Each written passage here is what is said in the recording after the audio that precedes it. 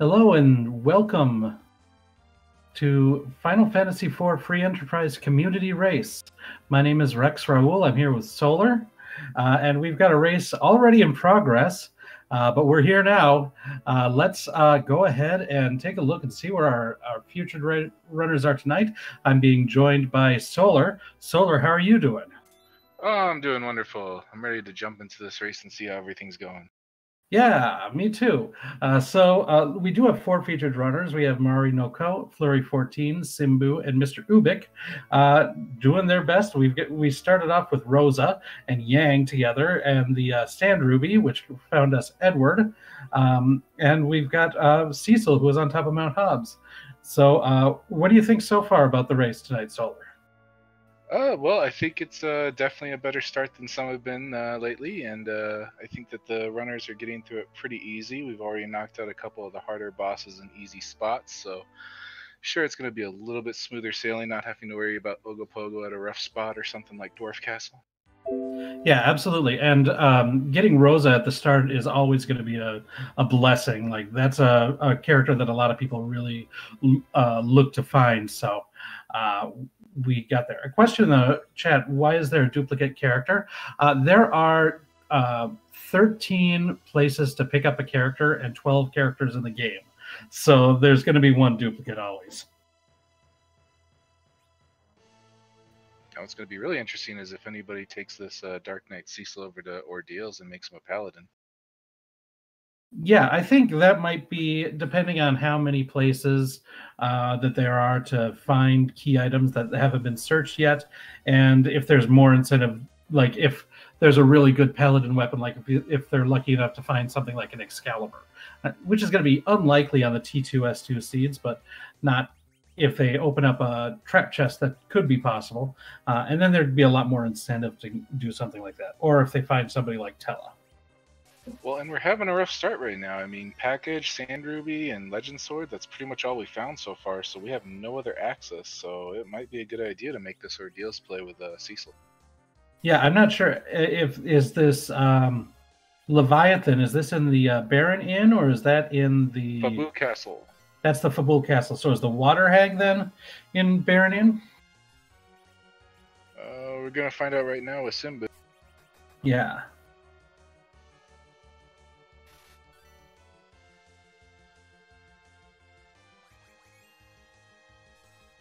And it is, because here's another fight right after it. And it looks like that is the Fabul Gauntlet. So that is a longer fight. Looks like they found Thor Rages. So that's going to make these battles with multiple enemies in it go a lot easier.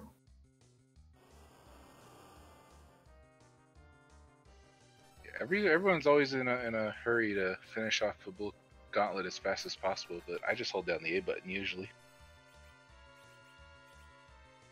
In a lot of cases, that is the easiest way to take care of that. So I agree with you there. Do these always have Edward every time? Edward will be somewhere every time. We're just lucky enough to get him very early in this one. But don't worry, we can switch out Edward for somebody useful. Don't worry, we can. Yes.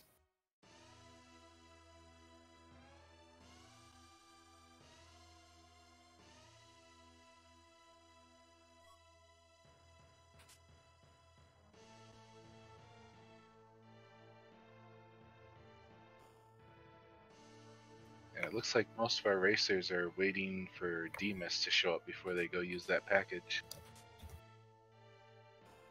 Yeah, I think that's just going to be like trying to save time. We'll see. They might just need to do it.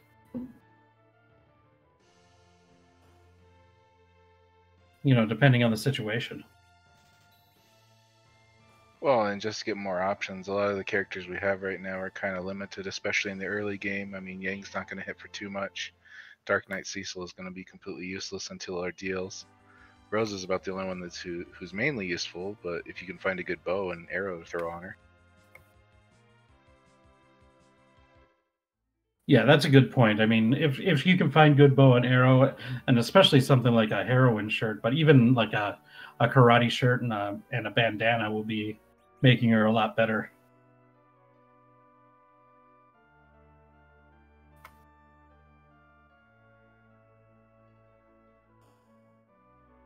And of course, we'll be looking for something like cat claws for Yang if we can find them. Looks like Ubik's gonna take that Ordeals play.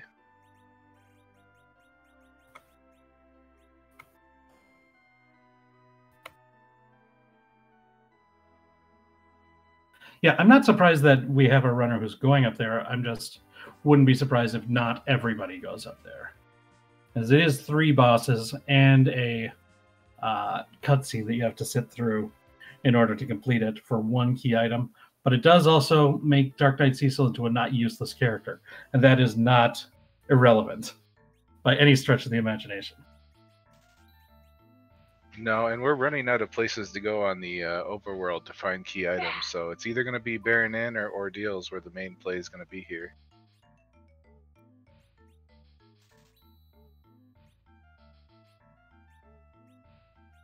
So it looks like we got Earth Crystal from the Baron Inn, and we also got a 5th player. Yeah, is that Porum there? I do believe so.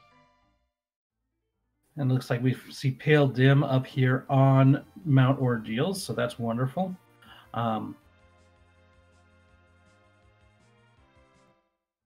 So I think the Earth Crystal is a great find at this point of the race.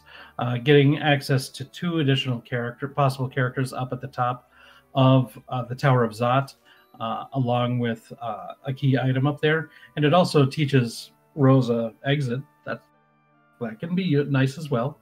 Exit's a very useful spell, but looks like they were able to find exits in a shop. And with everything free in shops under the flags that we're running tonight, you're not going to be dependent on the exit spell in order to get out of dungeons faster. Yeah, but it might not be a play you want to make right now, because this is not the party you want to take up and get like a vanilla Valvalis or something at that spot, because that would just wreck this party instantly. That's a good point, but the other option is going to be Mount Ordeals. So I think that might be why we see a couple of our runners now up here on the top of that mountain. Looks like Mom Bomb in the 2nd spot.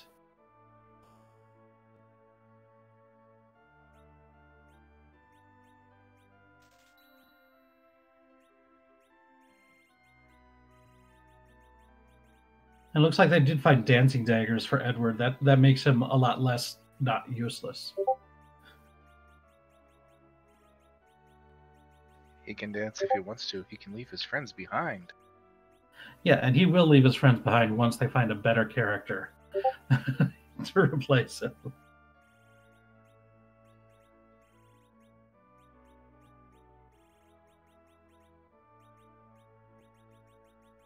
So I think Mom Bomb is an unusual boss with the transformations that happen in between, but this isn't a particularly dangerous spot to fight Mom Bomb in either. So I don't think that our runners are going to have too much trouble with that boss at this particular spot.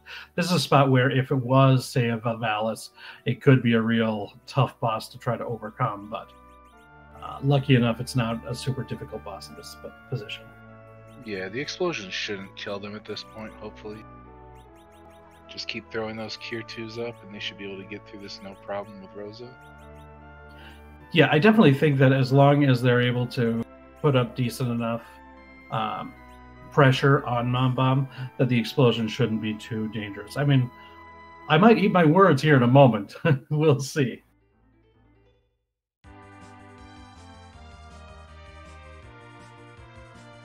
And here is the explosion. It took out Dark Knight Cecil, but I don't think anyone really cares about that. Oh, I'm sure Rivers is happy to see it. There's a lot of people in the community that like to see a good dead Dark Knight Cecil just sitting there. Well, and the other thing is, especially considering that the next fight, he's going to be a paladin and is going to start off at level 0. It doesn't even matter as far as experience goes. Like, even if you were building him up, this is the one place where you really don't care whether or not he's getting experience.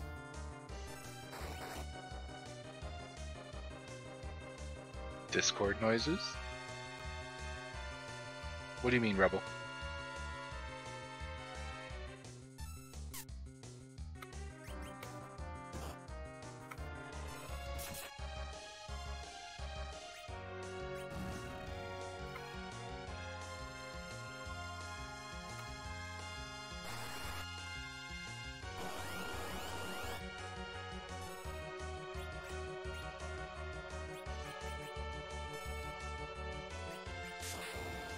Alright, and Mr. Ubik is going to find a magma key. Yeah, that's a very nice find there.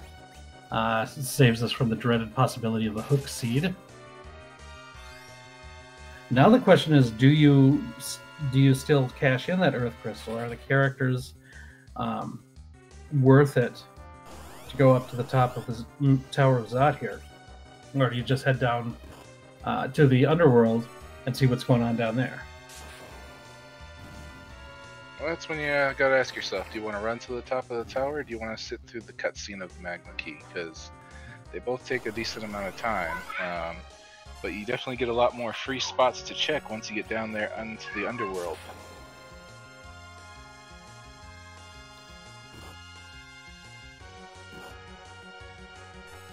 Yeah, I mean, the advantage of going underground is you can go check, especially that Land of Summon Monster spot, right away without having to do anything. And that's always a nice thing to get out of the way, because especially if that ends up being the crystal, you don't want to be poking around in the Tower of Zot too much.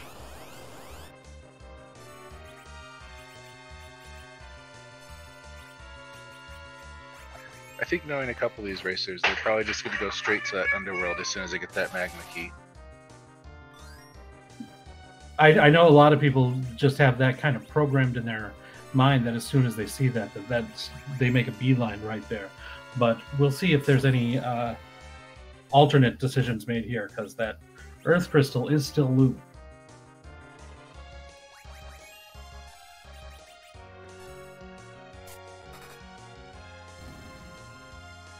Looks like Flurry is raiding the treasures at the bottom of Troya Castle. Found a black belt. That's a pretty nice piece of equipment that can make Rosa into a better fighter, or once you get transformed Cecil, decent boost for attacks. Yang too. I mean, Yang is kind of lower as far as what equipment is available to him, so having access to something like the black belt is going to make him a lot more useful as well. So a lot of different choices. To get that to. Oh, Crystal! I saw Crystal something pop up in the cache here. Yeah, I believe that was the Crystal Armor, which is, it's really powerful, but it comes with a downside of being immune to Berserk. So, and Berserk is a spell that is something that you'd like to cast on Cecil a lot. But you can get the same thing done with an Avenger Blade if we were lucky enough to find one this seed.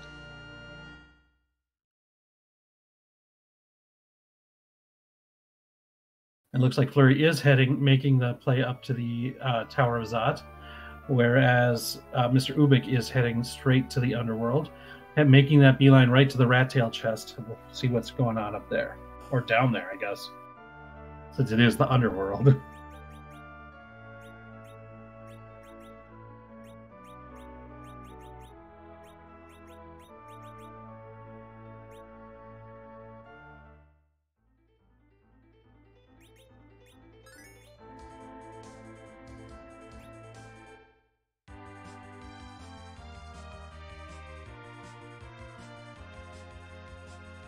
And it looks like Simbu is now becoming a paladin, and we see the Luca key down in the Land of Summon Monsters. That's one that I think people are not always very excited to see. Yeah, and they're definitely going to want to stay away from it just because it's such a long ways to get down there, and then you might get stuck with a boss that at this point we have no chance of killing with this party. Yeah, Mr. Ubik making a check to look at the Summon Monsters boxes. I'm not sure if not remembering that this is a K1, not going to be rewarded with a key item for fighting either of those. They're just going to be tough, high HP, difficult bosses there.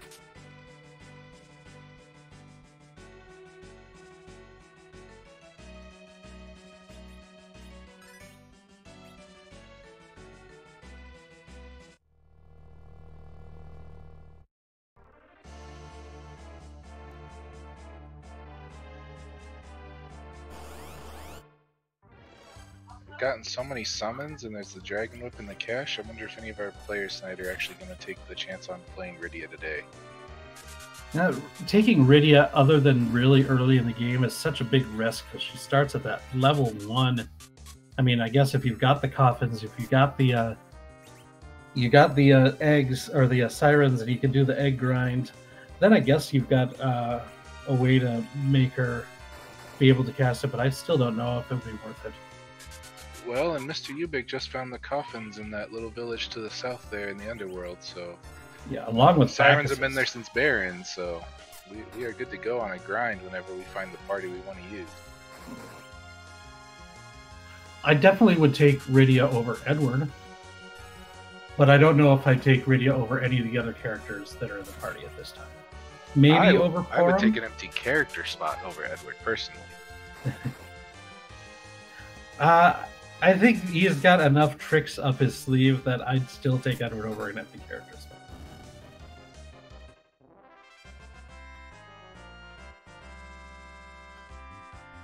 It looks like Flurry has found D-Mist, so that's going to open up another key item to us here.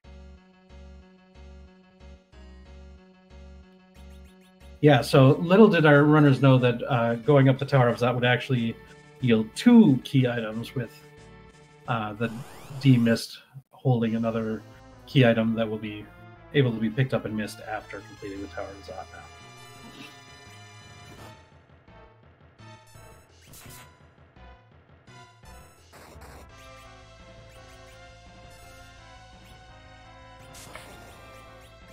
And we have Simbu following suit and heading down to the Underworld. And Sheila gives us the pink tail as reward for talking to Yang when he's down in Sylph Cave. Sadly, not going to be of much use until we find that hook wherever it be hiding. Right. But once it is found, that adamant armor, especially when you consider that this is T2S2, is going to be a big boost in stats for whoever they decide to equip it to.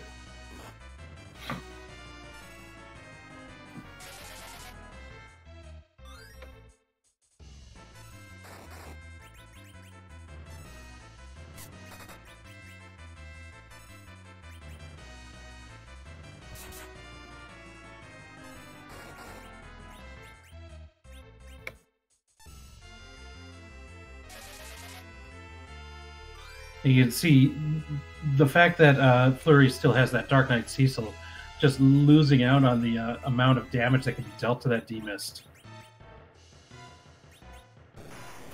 And missing making out this on fight that take quite a while.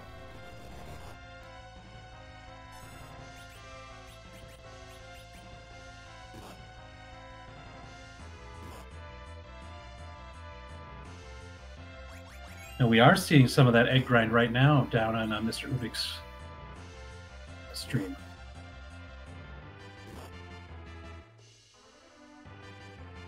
And here I am eating my words. It does look like the Mom Bomb is taking down Miranoko there.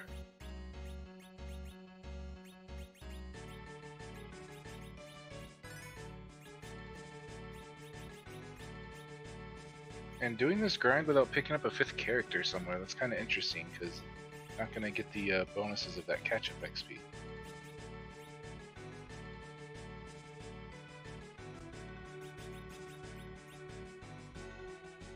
Yeah, well, depending on who the 5th character is, they still might be able to take advantage of that later.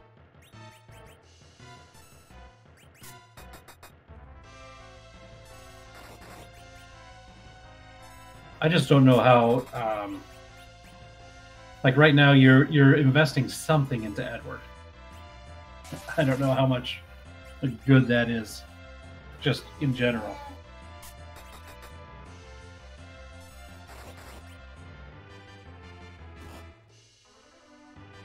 Well, and then you got to question, what are you going to do? Are you going to let Cecil just grow as much as he wants to be, or are you going to try to kill him off at a certain point for that agility anchor? There's a lot of questions when you're grinding this early without a 5th character to determine what your full party is going to be going into the Z fight. Yeah, and I think with the lower level equipment that we have in this with these flags that keeping track of Cecil's agility becomes more important. Whereas if you just had really good equipment, you don't care. You just swing your crystal swords or whatever you've got and don't even worry about it too much. But in this case, you might have to deal with something a bit less. And if you're just ending up with an ogre axe on Cecil, then he's not going to be dealing near as much damage, and that means Zero-Miss is going to have more turns to attack. So making sure that Zero-Miss attacks as little as possible during that is going to be a lot more important.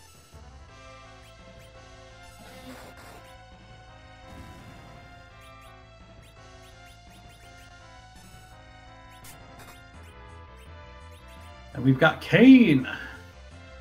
And yes, Edward is the first to go.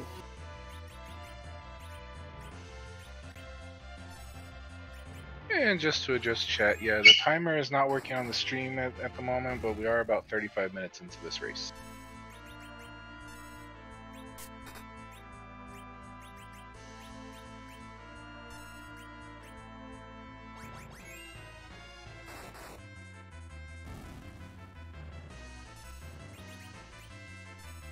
And it looks like we've got the ant lion in the, I believe that's the dwarf cave there. Not dwarf cave, dwarf castle. Castle.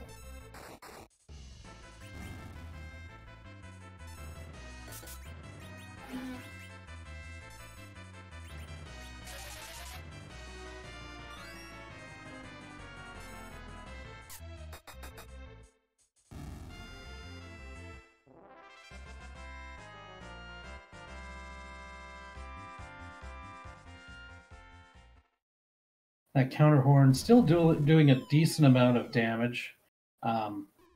Anytime somebody uses the fight command, the antlion will counter with that horn, and it can get through the blinks as you're seeing on this Mr. Ubik's screen right here. Ways to get around it: if you want to use something like kick from Yang, that doesn't trigger it because it's not the fight command. Aim from Rosa will miss it. We see Edward using the dancing dagger, that gets around it. None of those are considered the fight command. So there are ways to do it, but with this party, you're still going to be wanting to deal the most damage to it, and that's going to be with Yang and Cecil. And they're using the fight command to do that. And looks like Miyarinoko finally took down that Mom-Bomb, and now just has to deal with the Plague to get her Magma Key and get out of there.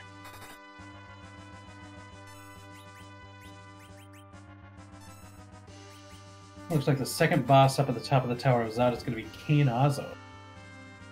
That is starting off a little rough there. That's a strong wave.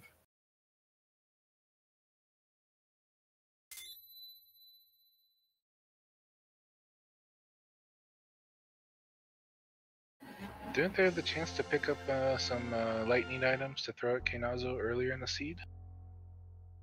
I believe there were 4 rages available that I saw somebody.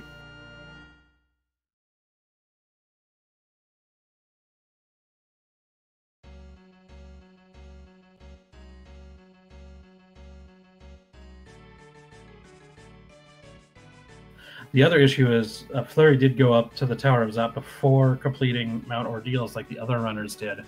And so is fighting this with Dark Knight Cecil.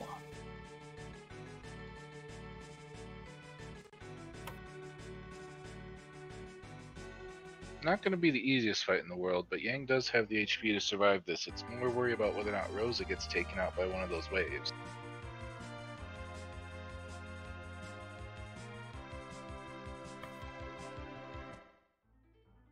This is going to cost him a bit of time, though.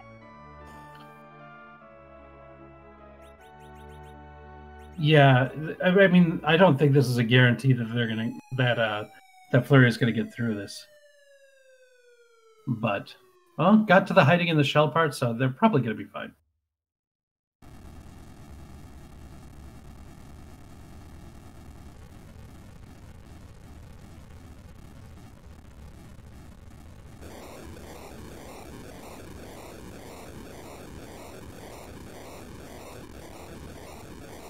When I saw that Baigen was the second fight in Dwarf, but I missed who the character was.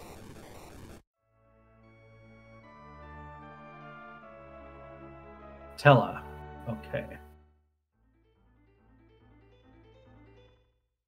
Well, not okay. He's not that good. Oh, and there's the hook. That means that pink tail can be turned in for adamant armor now. I mean, there certainly would be advantages to taking Tella at this moment, especially since Mr. Ubik, of course, didn't have a 5th character. Yeah. He's going to have some black magic to actually use for a change, but that limited MP pool means you have to kind of watch him a little bit.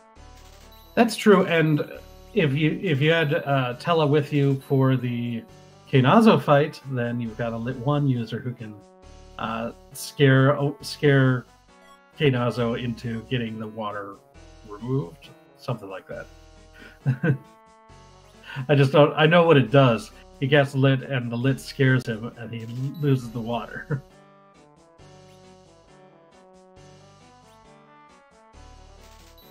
Which does nerf his wave quite a bit, so it is useful, but it is survivable without it. Yeah, depending on where it is, it can be like almost essential to do that, or like I could just tank it.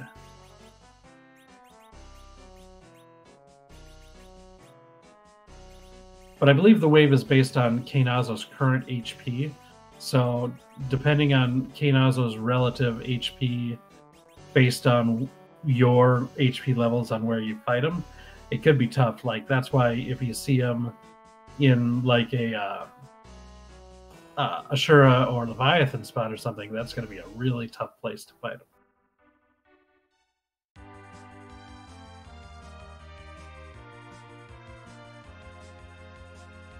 Looks like Flurry is going to make Cecil useful, and Mr. Ubik has grabbed his little hovercraft there, and we're going to see if he's going to turn in the pink tail or go over to Eblon area.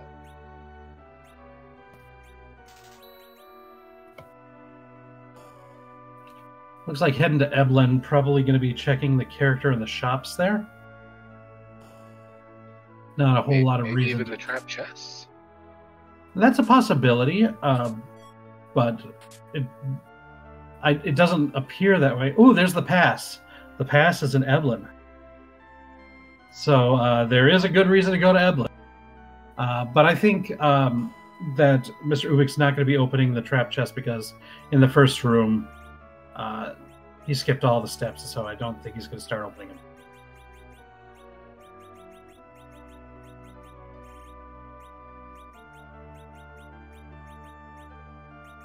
And yeah, continuing to skip chests.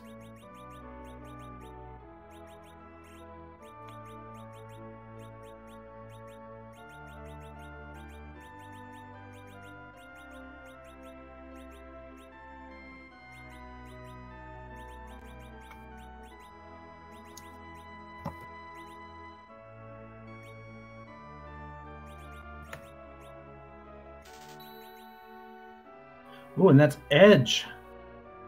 That is a good find there.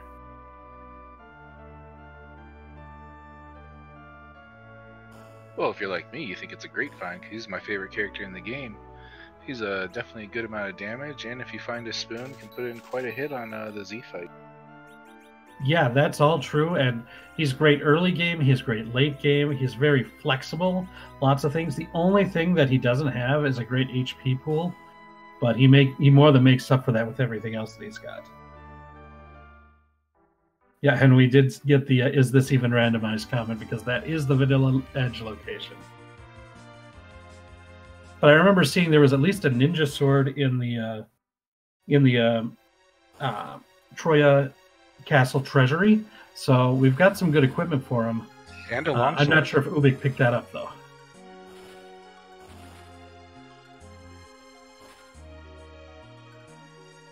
But what Ubik is going to pick up is that adamant armor. Cash in that pink tail.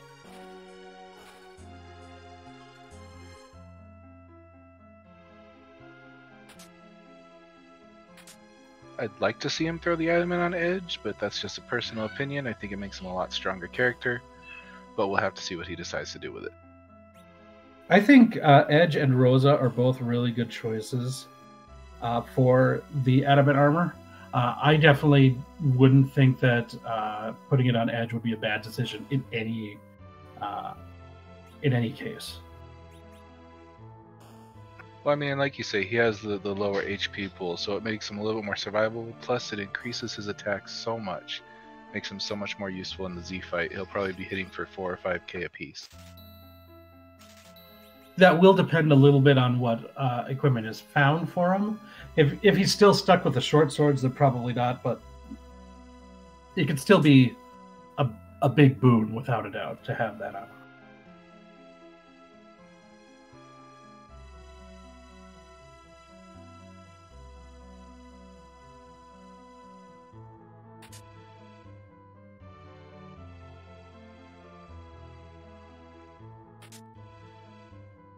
And Flurry taking care of Mom Bomb there. Going to be getting Cecil transformed into a paladin very shortly here.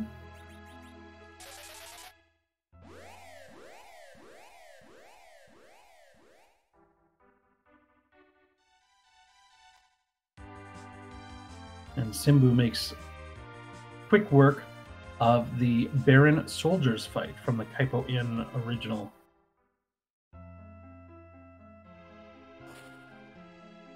Well, with free coffins, it's definitely not going to be a roadblock of any means.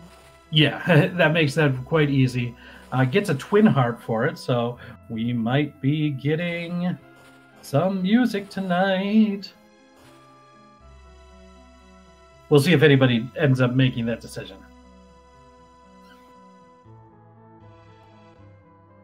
Well, and they might. We still have no clue where the crystal is, and we're running out of places to check because we don't have a pan for a second Yang and Sheila check, so we may have to go down the twin harp route here. Yeah, we've got, what, the twin harp and the Luca key as places to go to?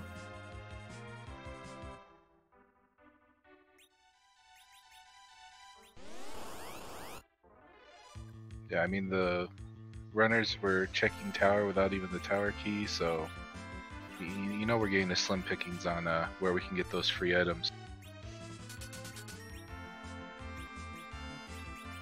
Yeah, that is the truth. The key items have been coming kind of slowly tonight, it seems.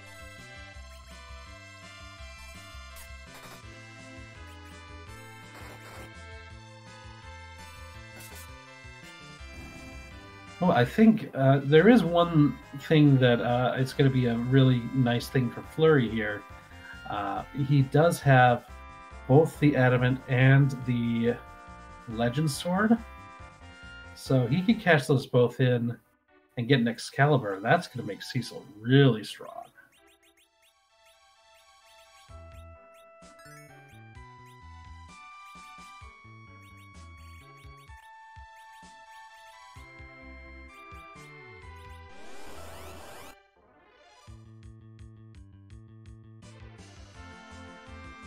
I mean, I usually only see Coco used in the Forge the Crystal these days, but we do have an opportunity to go there and get an Excalibur, and on these flags, on this flag set, that's going to be very strong.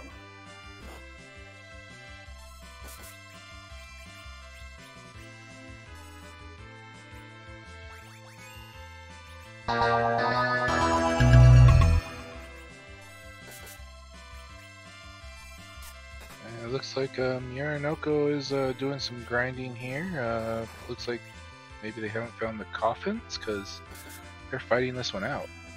Yeah, might have not have gone over to,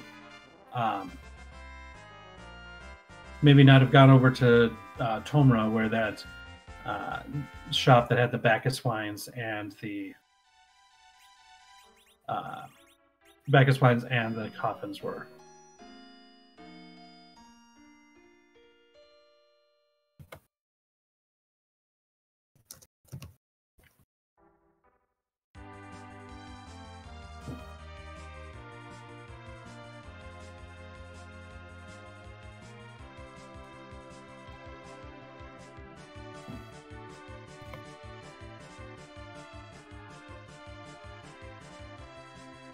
So sorry about the little bit of a, looks like we're still having a little bit more technical issues here. The race is still going on. We'll just get it back up really quickly here.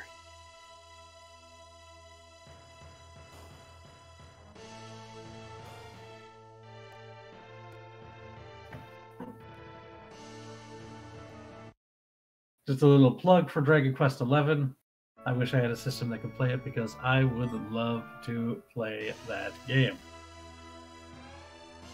I don't know, man. That combat system looks terrible, but I'm more accustomed to the JRPG turn-based style, so yeah, I've seen a lot of runners play it, but I'm not eager to get into that train right now. I will say this, since we can't see the stream, Simbu is going to check out that Twin Heart location, I believe.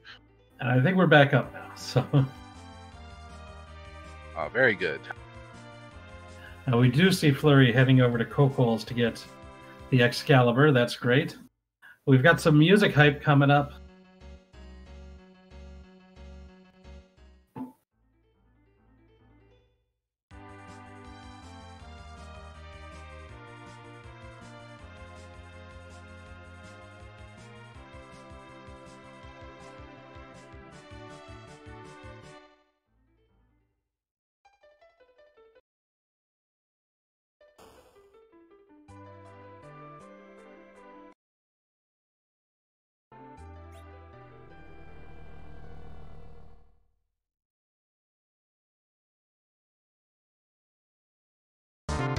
Yeah, maybe we can get the make sure we get the sound over on Mr. Ubik.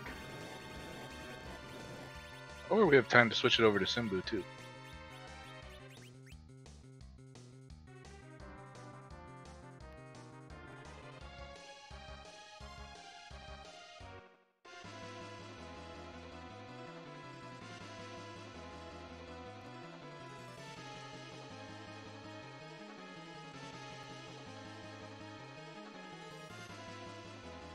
Looks like we have Mylon Z here telling us to fall into the deep ravine in the Dark Elf spot.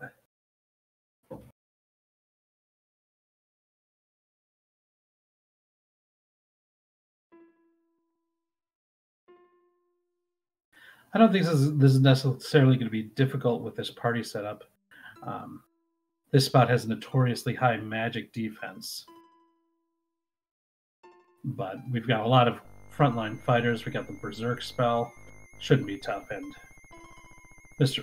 Ubik makes quick work of Mylon Z there. See if he remembers to pick up the crystal.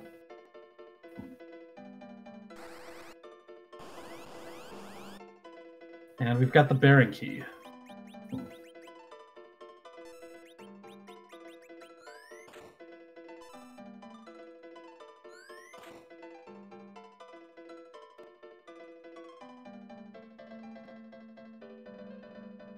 Now, Don't Simbu's recognize party's that a little bit tune. different.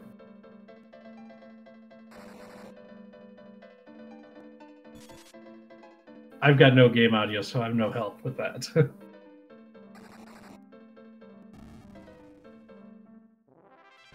Magus theme. Is it really Magus? Is it really Chrono Trigger music? I swear, 75% of the seeds that I'm involved with have Chrono Trigger music.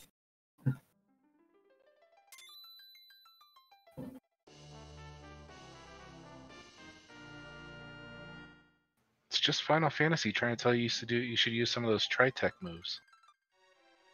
I guess so. Oh, I love Chrono Trigger, don't get me wrong.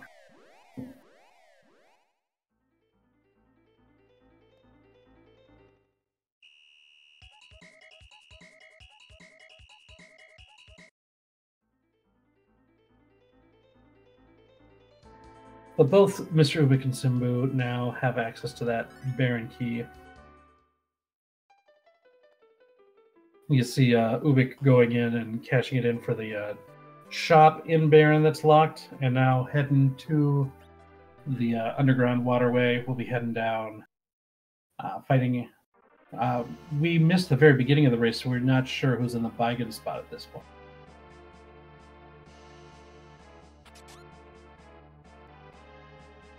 Well, and the good thing about this is that this is going to open up two possible key locations for us, the one at the Baron Inn and the one at the Odin spot, right? It would if this was K2. This is K1, so Odin spot, no key item there.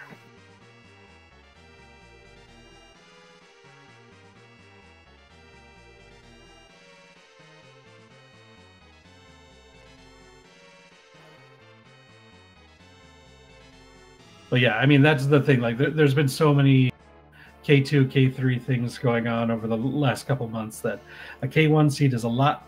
Like, getting back in the mindset of a K1 is a little awkward because we're so used to thinking like you just mentioned, like, oh, Baron key, 2 key items. It looks like we have Octomam in the Baron, or in the Beigen spot. The Baron Beigen spot. Which is going to be pretty trivial with Mr. Ubik's little quick grind earlier, so not too much of a worry. At these levels, that Beigen spot is going to be a pretty easy one to take care of.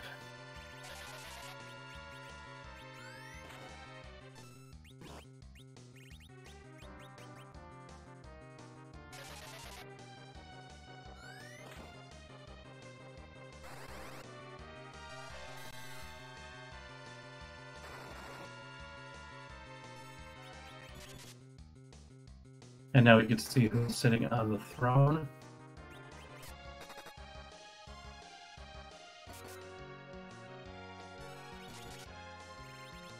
Well, it looks like this is going to be Vanilla Myga, our original Mylon Gast.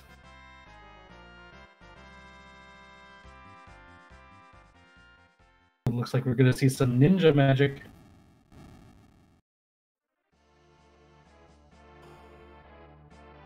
This is what I mean when I talk about the versatility of Edge. Just the fact that he has access to that flame spell. It just comes in handy every now and then, and it's great.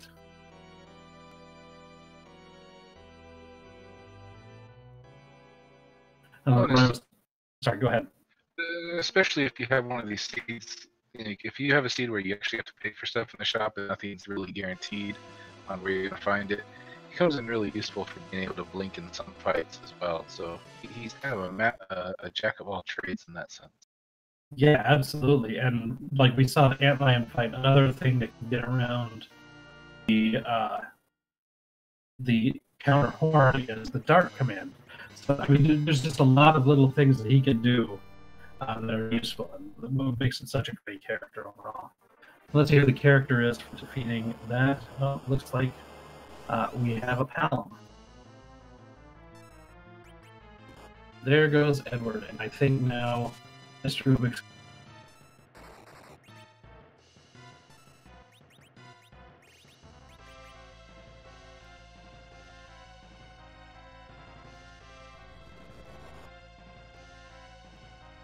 Which now might give you more reason to put the adamant on Rosa and turn her into more of a damage component, since you're going to have another mage there to help out with things.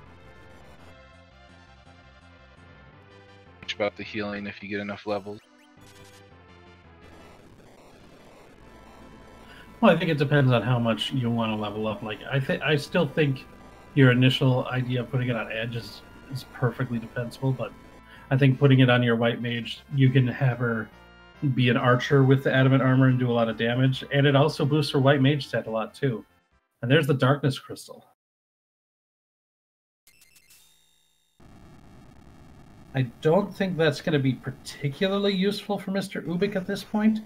As we pointed out, he's got a pretty good party right now. Doesn't really need to collect characters. Oh, but he is gonna go. Oh, because he hasn't done the Baronian fight yet, so it's not that he. I don't think it's that he wants Porum for the party, but wants the key item here. Have we seen this key item yet? Or has everyone noped out? Yeah. I'm pretty sure we've seen it. Is this where the adamant was? Pretty sure. Or the earth crystal. Oh, you're right. It could have been the earth crystal too. That's the one thing that Mr. Ubik doesn't have going for him. He doesn't have the earth crystal yet or the adamant. All the other runners. Yeah, I think it was the adamant at the top of the Tower of Zod, the crystal here. Simbu finally going in to do the package area and getting the tower key.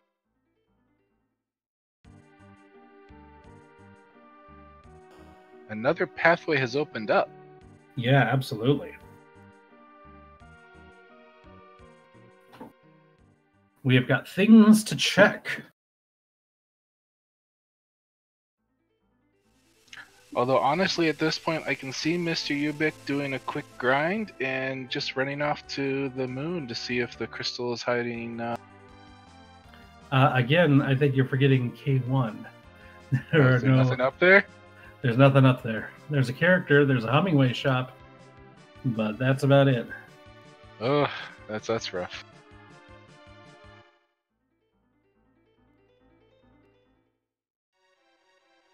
Yeah, when I got into Free Enterprise, I started off with whatever the League flags were. I didn't even try any of the other options, so I'm a little unfamiliar with the K1. Yeah, that's okay. No worries. I started with K1 for like the first couple, like the first month or so that I was playing this game. Like I played nothing but K1, but then I was playing with no Japanese items either. So now I realize how great they are. Sure, Michael O'Foz, we'll give you a quick recap. Our runners have found most of the things they need as far as finding new key spots, but we're still looking for a crystal. There is a pass in Eblon, but only Ubik has been able to find that so far, but looks like Simbu's about to find that too. Yep. And of course, we are still waiting for somebody to go turn in the Adamant and Legend Sword. No, I believe Flurry cashed that in already. Oh, he did? What did he get from that? They got the Excalibur. Oh, yeah. K1. Yeah. He probably checked the shop too, but I don't remember what was available in the shop.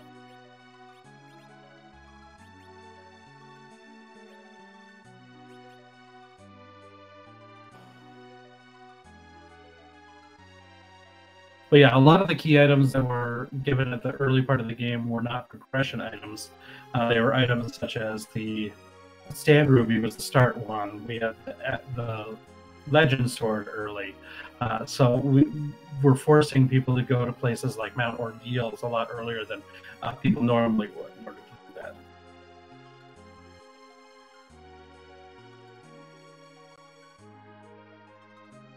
I guess there were Cure 3s and Lunar Staff in the gold shop. Cure 3s for free. That's pretty good. Lunar Staff is going to be one of the better things that you can equip on Rosa for the White Magic stat.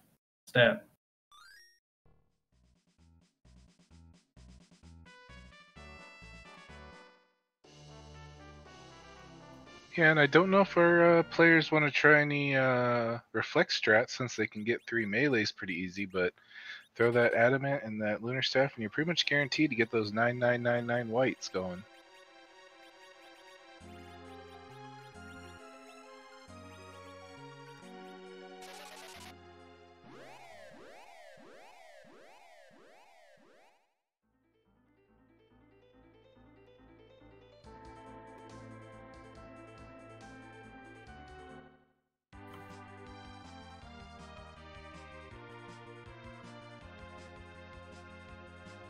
And now Ubik climbing up Tower of Zot, seeing Mist Dragon, which will lead to the tower key for him.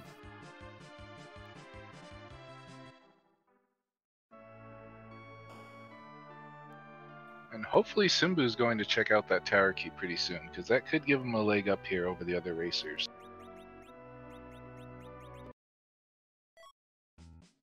Yeah, I think that's kind of the key place right now. We do have Miranoko up at the top of the Tower of Zot, going to fight those Baron soldiers from the Kaipo Inn fight up at the top, but does have the tower key, so can also complete that second, get both key items that are available here in the tower.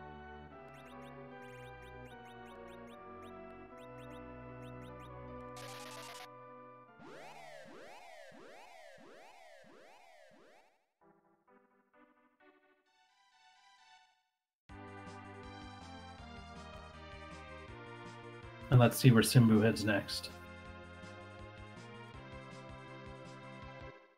I mean, you would think he has to go tower. That's the best play for him at this point.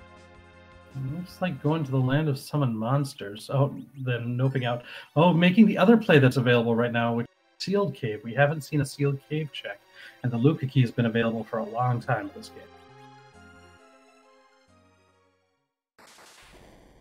So right now we kind of have a couple things going right now. We've got the we're going to see a tower key check from Miranoko, and we're going to see a sealed cave check from Simbu. One of these might be the path to the crystal. If so, that could give them a big lead in this game, in this race.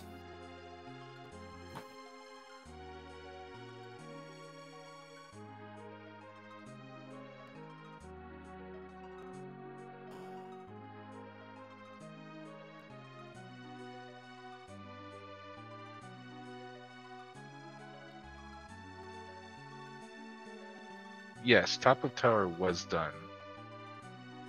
Top of tower leads into the Twin Harp. It looks like Mr. Ubik decided to get rid of Palom and go with the 4-fighter and Rosa strategy. Ditching Palom for Kane. Well, I mean, when you have free Bacchus wine and you have a healer, why not? Yeah, that's going to be a berserk, cure 4 strategy for Zeramis. That's what it looks like. And you're right, the free Bacchus wines make it very...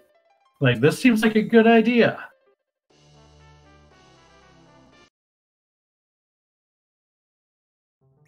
Oh, just the spoon at the bottom of the sealed cave. So we've got the reset.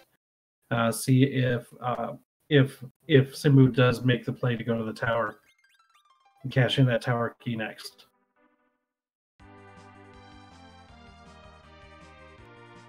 I mean, he doesn't really have anywhere else to go at this moment.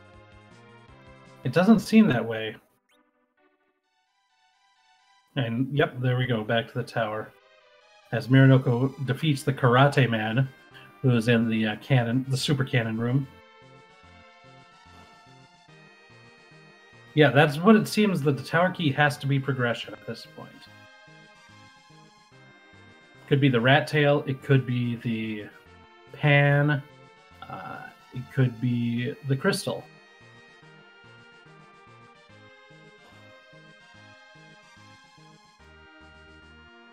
But we are going to have to wait a little bit, maybe. Oh, no, Miaranoko's just getting out of there.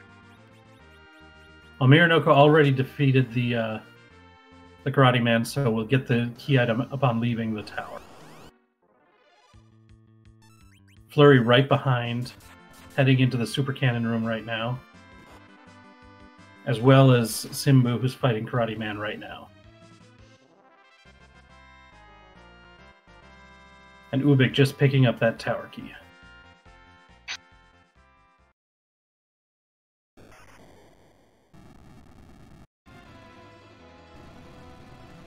But the other thing is, Flurry and Miranoko don't have the pass at this time. They have not gone to Eblin. Miranoko doesn't even have the hook. And there's the rat tail.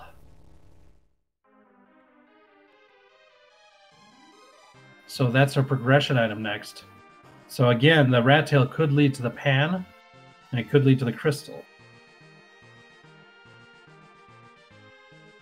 Which if that has the crystal behind it, you know, that just makes Miranoko even much more in a world of hurt, because it doesn't have the hook yet to go cash it in.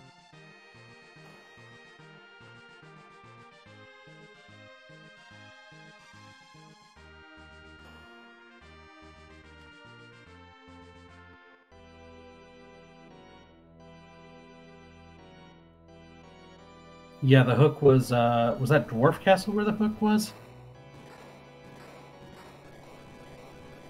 I want to say you're right. Our runners have been all over the place. It's really hard to keep track at the moment.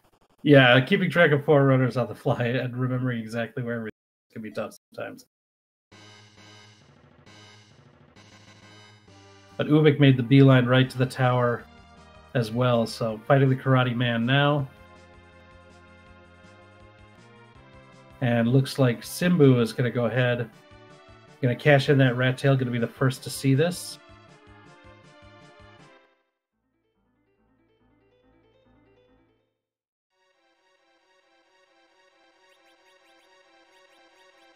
Flurry gonna go has to pick up the hovercraft first. And we have a pan.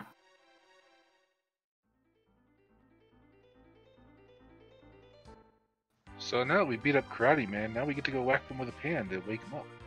Yep. Now Yang gets a lot of violence in the game. Well, he's trained his body for this his whole life. He's ready for the abuse. Apparently, that's how he gets woken up in the morning, is by getting hit with frying by a pan. I can't even talk. Sheila doesn't take no crap in that house, let me tell you. I guess not.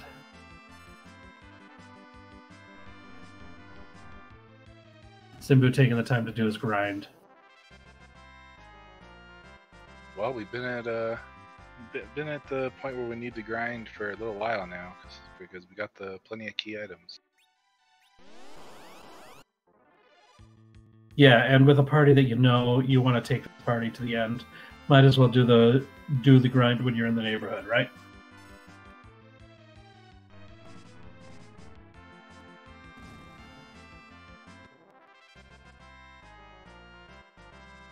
And yeah, you're right. It did have to be the pan because all the key items have to be accounted for. Yeah, that's true. But when you're thinking off the cuff, sometimes you just think like, I know it has to be one of these two.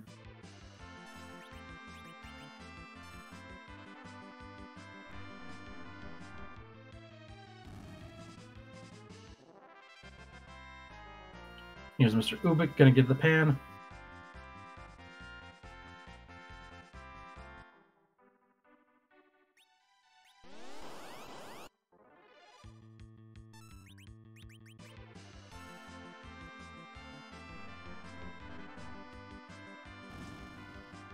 And there we go. We see Flurry getting that pass as well. Gonna see if he can go and dip in and find Edge. Ubik looks like he's ready to go and hit Yang with the pan now. Just a little update. We do have one of our off stream runners is actually going into the Z fight right now.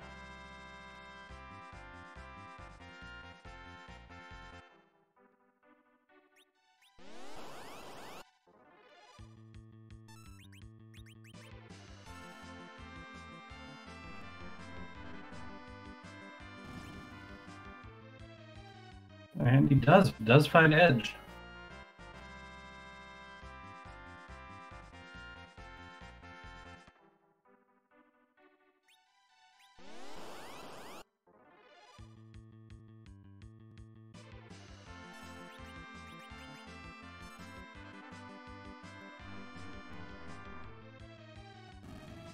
And now it looks like Ubik's going to make a beeline back to Sheila.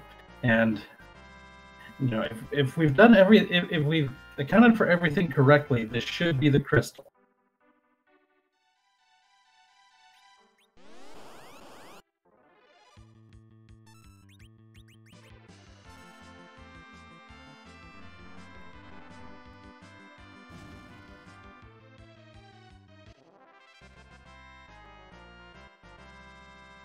Ubik's mind, it still could be the sealed cave, but we know that that's not there.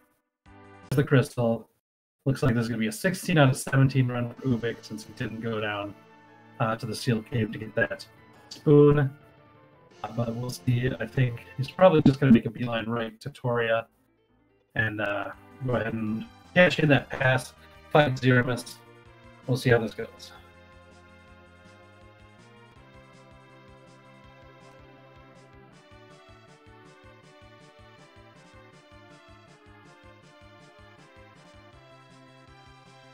And it looks like Mironobu going to the Dwarf Castle does not have that hook yet. He's going to need that in order to do it. Looks like Ubik does want a few more levels. I'm going to switch up who's given adamant armor to Rosa.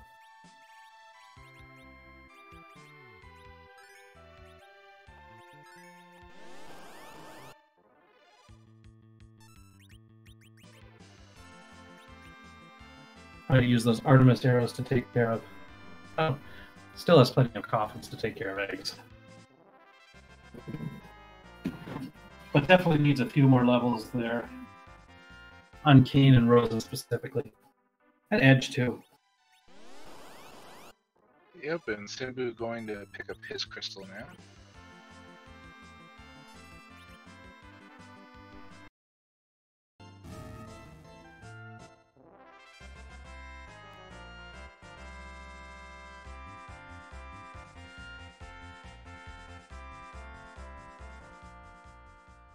Flurry's not far behind either.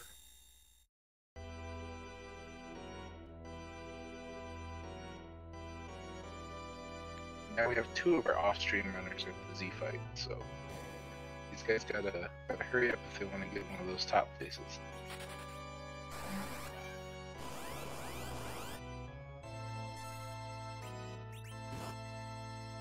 Miranoko makes the correct decision to not tell her.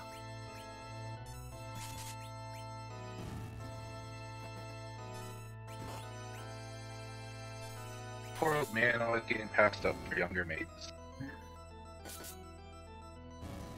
Well, I don't know. I think Fusia might actually technically be older than Tala. And I'd still rather have Fusia. Looks like we do have a first place finisher. Chokosura has finished in first place with a time of 1 hour, 15 minutes, and 44 seconds. So GG is to Chokosura. Silver Star is not going to be far behind them either.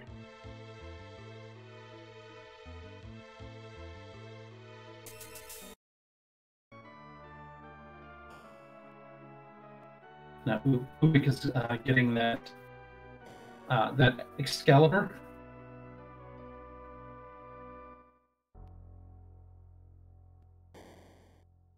And it looks like Simbu's going for it. Yeah, going to be the first of our featured runners entering the Zeramis fight.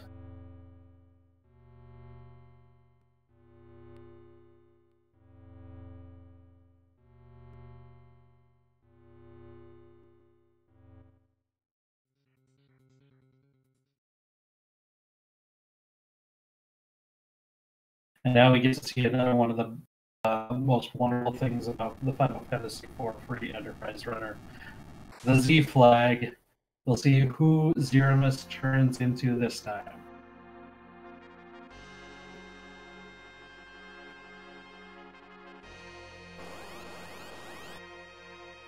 Yeah, Scala puts it. Whose butt are we going to kick tonight? Yeah, Scala Kitty responsible for a lot of the enemies that Zeramis can turn into.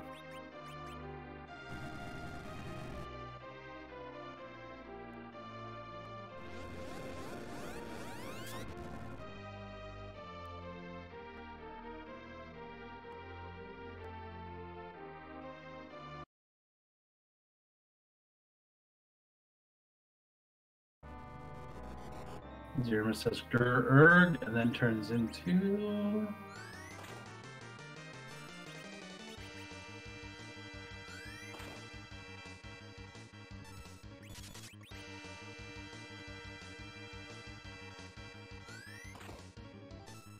Now, this is one that you're going to have to... this is one that's beyond me. I'm not familiar with it. Sorry. Scala says it's Caius from FF13-2. Oh, I've played like 3 hours of that game, so...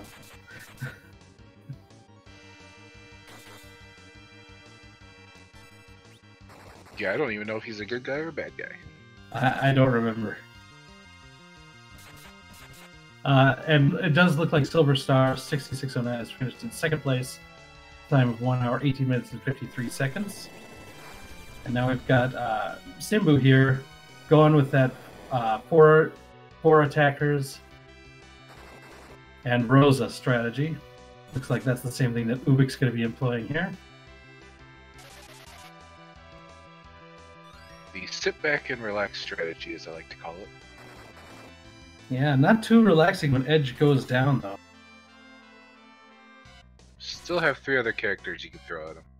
Oh, yeah, he's not out of it by any thing. It just would have been nice if he would have stayed alive. I mean, that's the sort of thing, like, that high damage roll on the Big Bang. Like, that's one less fighter who's getting his berserks in that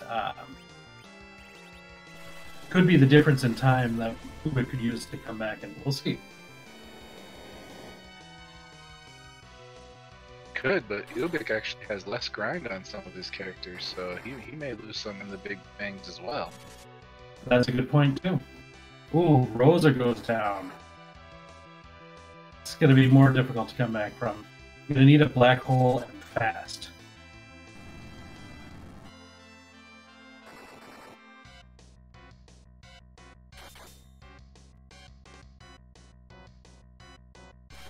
Even if he gets the black hole, I don't think he has enough time to throw the life out. Yeah, this is going to be a tough one for Simbu.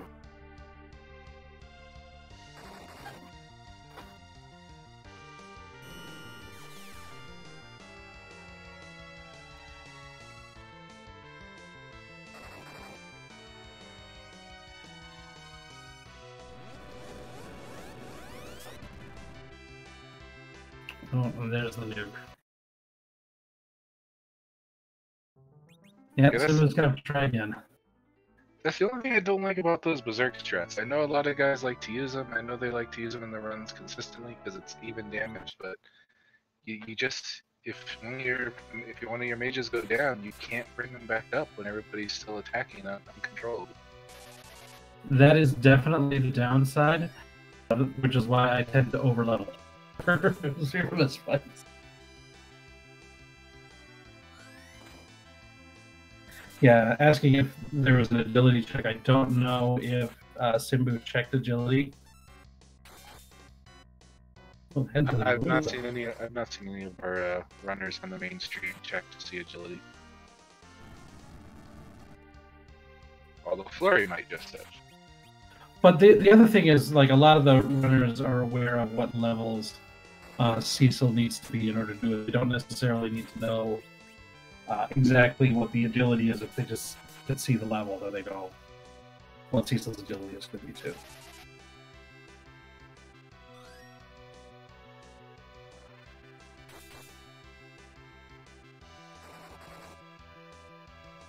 And we do have a third and fourth place finisher. Hippo's in third place, 1 hour 20 minutes 56 seconds, and Iker in fourth place, 1 hour 21 minutes and 4 seconds.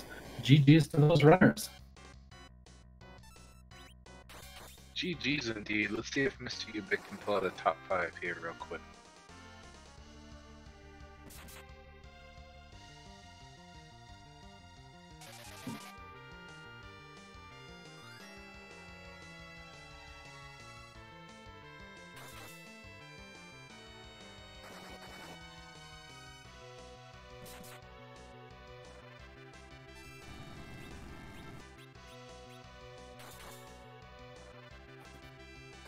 Yeah, I did see that Mr. Ubik opened this battle with a slow, and that's going to help against Zeromus for sure.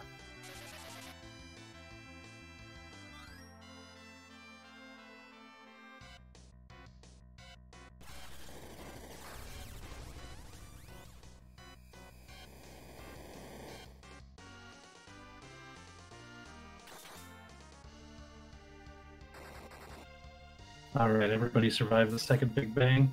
So Rosa should be able to get up another Cure 4 here and put Mr. Ubik in pretty good shape. There's the black hole, so the fighters will have to re-up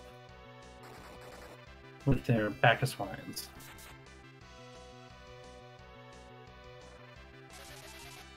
Ooh, that was a pretty high damage roll for the first Big Bang there for Simbu, but everybody is still up on their feet. The Gear Force going off before it runs out of it, so that's good.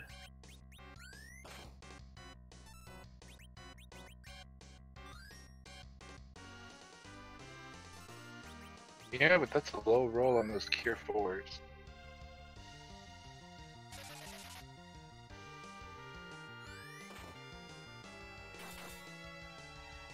Yeah, I think that's sort of maybe the argument of putting the adamant armor on Rosa. That'll make her Cure 4s a lot stronger.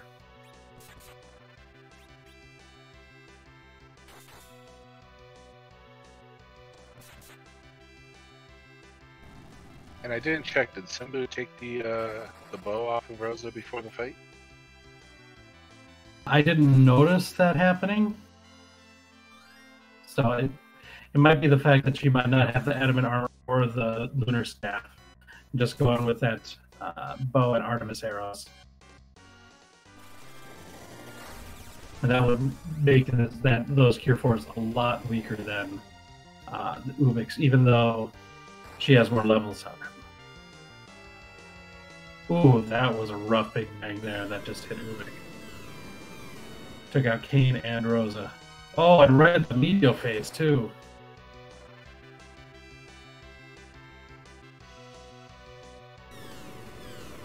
Let's see if he might be able to do it. We'll see. Could pull this out. No, there's the reset. Oh, poor Mr. Ubik. Okay, back to Simbu then. Simbu's in the medial phase as well now, so this is pretty much guaranteed. Yeah, not right as everybody's weak. And there's the flash. Simbu is finished in 5th place in our race at the time of 1 hour, 25 minutes, 41 seconds. So GG's to Simbu. GG's indeed. I will see if Simbu wants to come in for an interview.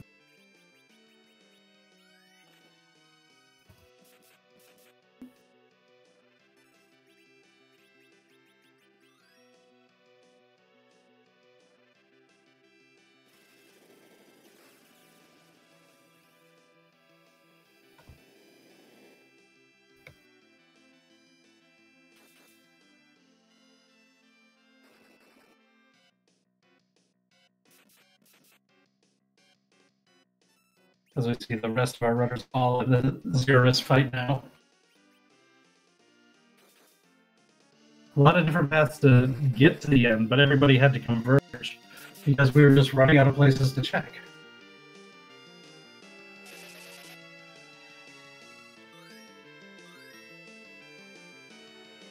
Not only that, but Ubik had a chance to win this time, and now everybody else is a little bit ahead of him. Yeah, I mean, this is one of those things that I often stress, is that the Zero Mist fight is a legit final boss. This is not a walk in the park by any means. This Zero Mist will wreck your behind.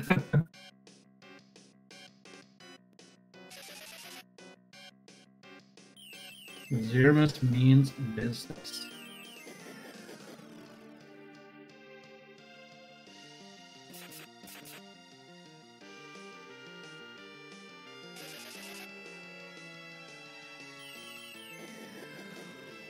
We do see some reflect stretch coming in from Flurry there, considering that a couple casters of white, getting some reflecting whites, that does a lot of damage as well.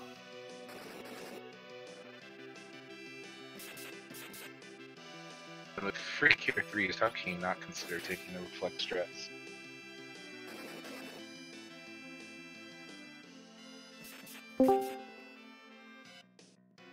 All right, and we have Simbu here in for an interview. Simbu, GG's. GG. Thank you. So what did you think about this seed overall? It wasn't too bad. Didn't have a whole lot of good equipment, but other than that, we just had a really long item chain to get to the crystal. Nothing super special. Yeah, you and Mr. Ubik ended up being in the Zero Mist fight. You got there first, and then you took a wipe. Then Mr. Ubik got there second, took a wipe, and then you got in there. So it was very close at the end from what we saw. All the other runners are in the Zero Mist fight, and I think we just had a Flurry just finish right now too. So very close finish here. Yeah, I felt like everyone would be running out of places to go pretty soon. That Zero Mist fight was kind of nasty because I had everything set up to be pretty easy. 4 Zerkers is really easy, especially with a Excalibur on Cecil and Adamant on Yang, but I just had a little bit of bad luck with the damage rolls and the first time, and then Rosa wiped, and then I entered a phase change so I couldn't revive anyone, and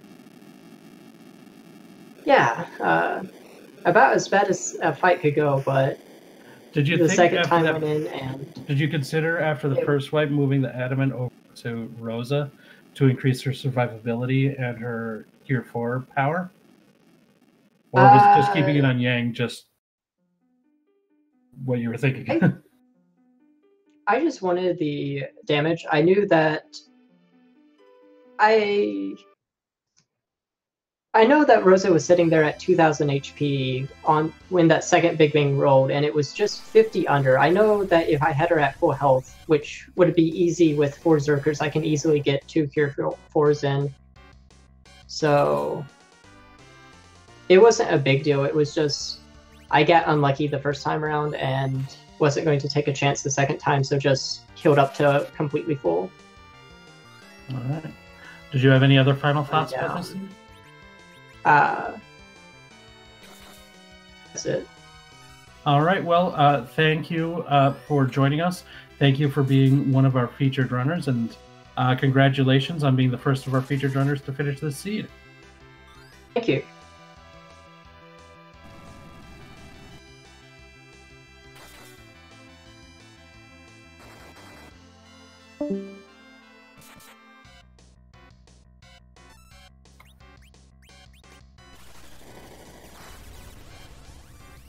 All right. Well, looks like we're just a matter of figuring out who is going to finish up here first, me or Inoko or Mr. Yubit. Looks like me or Inoko got the flash, so they are done. Yep, so now let's just root on Mr. Ubik.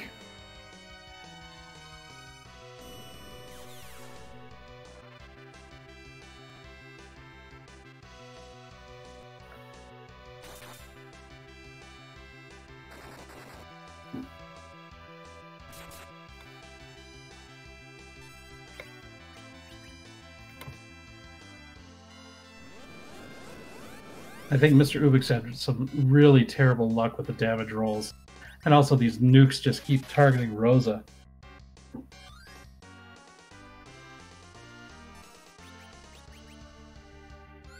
Well, I think the main problem was that he didn't go for a little extra grind, so he has some pretty low HP characters. And those big bangs can roll as high as like 2300, and you got 3 characters around that area, so it's easy to wipe 3 on just one big bang. Yeah, I mean, those are pretty high damage rolls if they do. Like, I usually think of 8 but that's usually in like T3 or T4 seeds where you've got more magic defense available to you. In this seed, where you don't have a whole lot of good equipment, and you just need that magic defense, and those damage rolls get a lot higher when that comes in.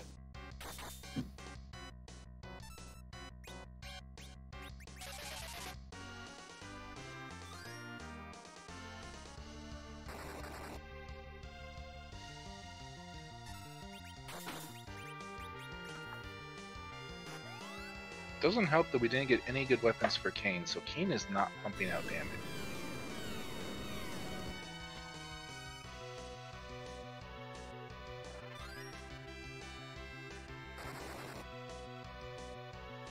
No, but Mr. Ubik is in the Meteor phase now. Yeah, and this time should be a lot better than the other time he was in Meteor phase.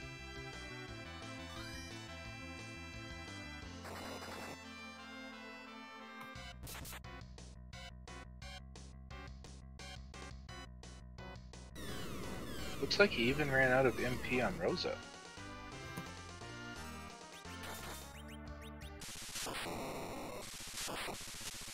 Well, those Cure 4s are not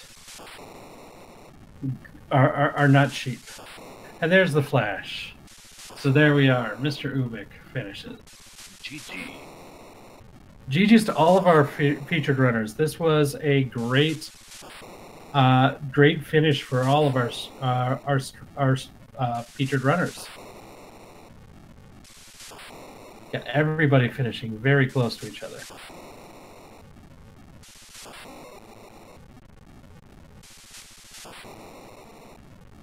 So I want to give a shout out. We've got Maggie doing the restream tonight. We have PMA Cal doing the tracking for us tonight.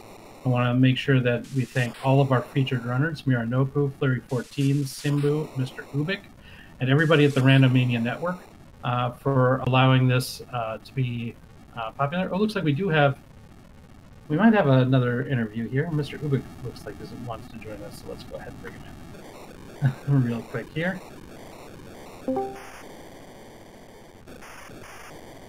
Mr. Ubik, GG's. GG, sir.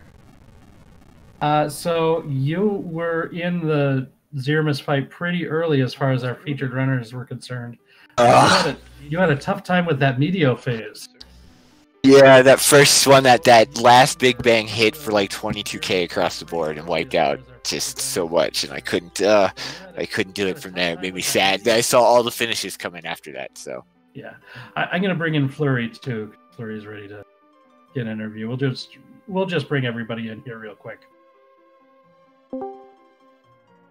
Hi there, Flurry. I've got you and Mr. Bring here. I'm going to see if Miranoka wants to come in too. We'll just bring everybody in here real quick. Nice. Awesome. Hi there, Flurry. I've got you. So what did you think about the seed? I thought it was actually pretty straightforward. I was surprised how much weight Edward and the Dancing Dagger actually carried for me toward the beginning, to the point where I almost considered keeping him over an extra character. And I probably made a mistake about keeping Dark Knight Cecil a lot longer than I needed to, so I was hoping to get out of doing ordeals, and it ended up being required, so oh well. But when I saw the Adamant, I was like, okay, get an Excal, hopefully he can carry. That was tricky with no black magic really available. When I saw the other runners' teams, nobody else had a black mage, so I was worried it was going to get something that would be a little tricky that Berserker wouldn't be able to carry over. But worked out pretty good. I probably overgrinded. Whenever I get the Dwarf Axe, I'm like, all right, let's get Cecil to 33 agility, and probably would have saved 2 minutes if I would have just gone in right away. Otherwise, I think it went pretty well. Well, Mr. Ubik could tell you that maybe the grinding helps a little bit, right? yeah, one more level, maybe 2, would have kept me from wiping. That just bummed me out. Like, I'm glad I didn't wipe the second time. Like, there was a point where I was nervous it was going to just happen to me again. So.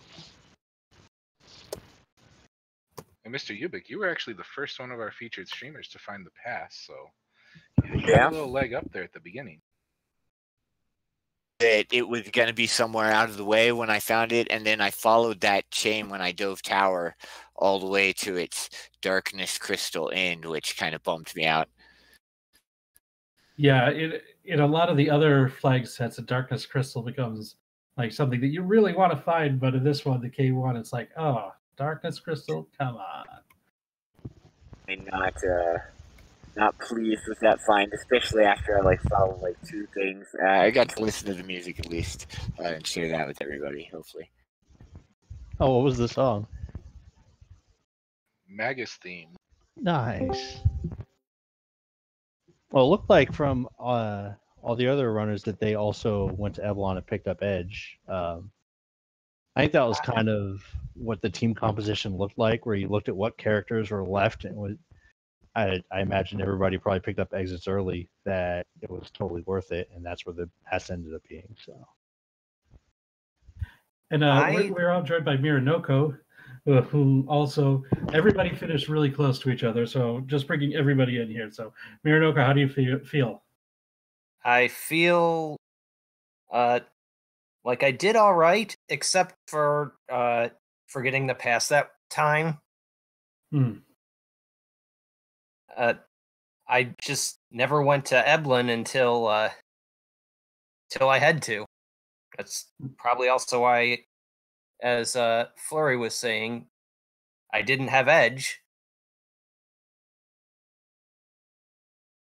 Yeah. Also didn't help that this was one seed where you didn't want to skip the long cutscenes, or the many boss battles. So ordeals and Dwarf Castle were kind of required. Yeah, those are ones that a lot of people tend to avoid if possible. Well, I did ordeals relatively early, but dwarf I put off for a while. Yeah, and it was nice seeing almost everybody end up going to Kokos and forging that Excalibur too. So that's not something that you see a lot in non-Forts of Crystal seeds. I didn't want to grind the extra several levels. At that point, I thought my health levels were high enough, but apparently I could have done with a couple more, maybe. You could always use 1 or 2 more levels. So any final thoughts from any of the 3 of you on this seed? I thought it was pretty fun. Yeah, that was I thought it was really straight. I guess it was a little disappointing that we didn't have like anything super trolly per se, but it was nice. Usually these Monday seeds have turned out some precious gems. You know, if you know what I mean. Oh, But, I know what you mean. we don't even need to talk about how some of them have been. So this one was kind of like a cool breeze on a warm day. Well, I do want to thank all of you for putting on a great show. Everybody finished so close with each other tonight, and it was really just made the end that much great. So thank you for joining us tonight. And as I was saying before, thank you to everybody behind the scenes, Maggie, PMA, KFAL, my partner Solaris. Any final words from you? No, just thank you for letting me come, be a part of this race, and getting my first chance to commentate. And hopefully I'll be doing more of it in the future.